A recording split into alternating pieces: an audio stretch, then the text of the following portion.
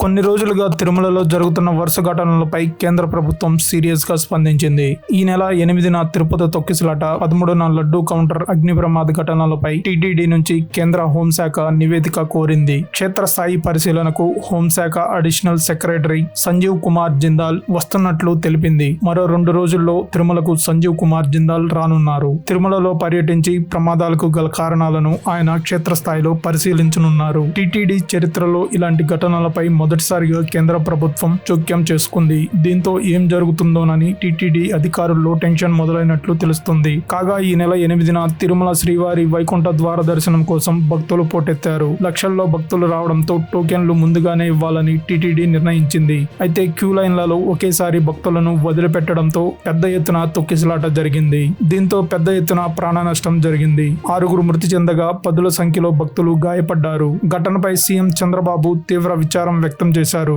మృతులు, గాయపడిన వారి కుటుంబాలను ముఖ్యమంత్రి పరామర్శించారు. బాధితులకు పరిహారం ప్రకటించారు. కాగా ఈ ఘటన దేశవ్యాప్తంగా సంచలనం సృష్టించింది. జనవరి 13న తిరుమలలో 47వ లడ్డూ కౌంటర్లో ప్రమాదవశాత్తు షార్ట్ సర్క్యూట్ జరిగింది. అప్రమత్తమైన సిబ్బంది మంటలను ఆర్పివేశారు.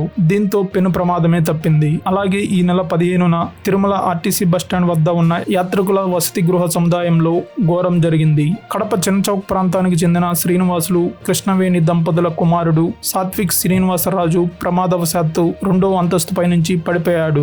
దీంతో అక్కడికక్కడే ప్రాణాలు కోల్పోయాడు. జనవరి 13వ తేదీన తిరుమల ఘాట్ రోడ్ లో బస్సు ప్రమాదం జరిగింది. భక్తులను తీసుకుని వెళ్తున్న ఆర్టీసీ బస్సు ఘాట్ రోడ్ లో ప్రమాదానికి గురైంది.